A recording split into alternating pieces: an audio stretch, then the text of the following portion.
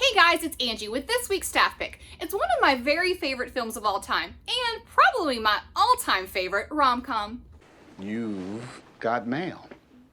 Yes. Those are very powerful words. Yes. During the quarantine, I've only really been interested in watching happy, light-hearted movies, and to me, this is a rom-com classic worth revisiting again and again. And she does, again and again and again and again and again.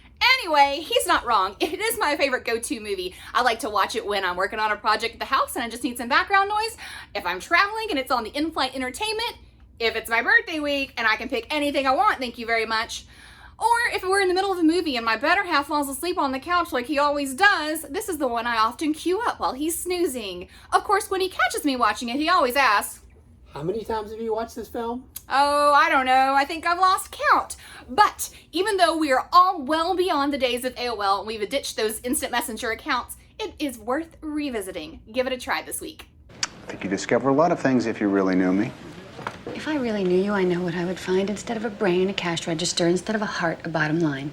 Why do I love You've Got Mail? So many reasons. First, I love writer-director Nora Ephron. I'd say she ties with Richard Curtis as my favorite rom-com screenwriter. The script is great, just keep in mind it's from an era before we were all attached to our smartphones. It's full of clever zingers, it's got great lines that'll make your heart swell, and it's infinitely quotable. That caviar is a garnish. I would send you a bouquet of newly sharpened pencils if I knew your name and address. F-O-X.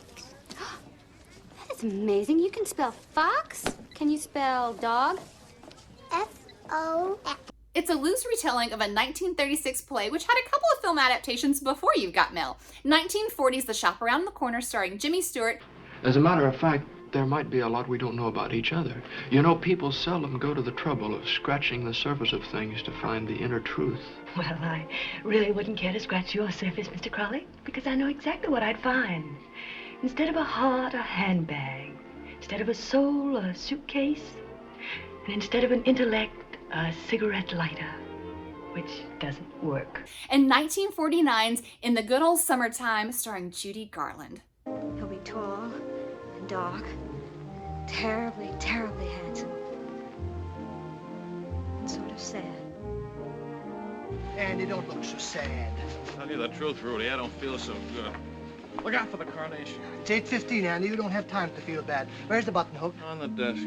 I don't think I should go, Rudy. Of course, Nora Ephron is responsible for some of my other favorite rom-coms, When Harry Met Sally and Sleepless in Seattle. Speaking of Sleepless in Seattle and You've Got Mail, I can't fail to mention my love of Tom Hanks and Meg Ryan. I like to think of them as America's sweethearts. And I think their chemistry and their timing has never been better as it is in You've Got Mail as the business rivals who hate each other in real life, but secretly love each other as internet pen pals. You were spying on me, weren't you? You probably rented those children. Why would I spy on you? Because I am your competition, which you know perfectly well, or you would not have put up that sign just around the corner. The entrance to our store is around the corner, and there's no other way of saying that. It's not the name of our store, it's where it is. And you do not own the phrase around the corner. The soundtrack is great, and I can't forget to mention that supporting cast. You've got Greg Kinnear, you've got Parker Posey, you've got Steve Zahn, and my favorite, Dave Chappelle. If you don't like Kathleen Kelly, I can tell you right now, you ain't gonna like this girl. Why not? Because it is Kathleen Kelly. You've Got Mails from the golden age of the rom-com genre, and if you love a good rom-com to lighten the mood, here's my top 10 list.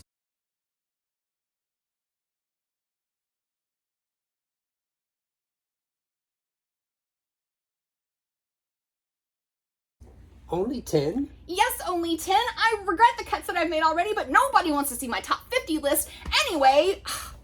Okay, so enjoy You've Got Mail, and we hope to see you again soon at Robinson Film Center's Date Night in Hills and Reels, where my fellow moviegoers really appreciate my love of the rom-com.